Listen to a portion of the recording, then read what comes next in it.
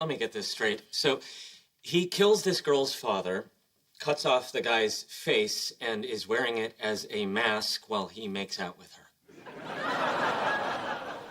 I'm just gonna say it, that's not okay.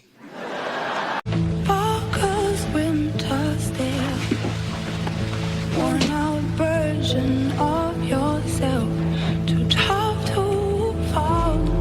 In English phrasal verbs we will learn the verb, wear out. It means 1. When something is damaged or weakened from use and age.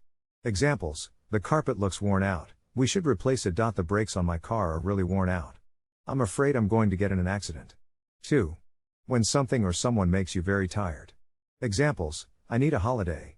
Work is wearing me out. Having a child can wear you out, because you never get enough sleep.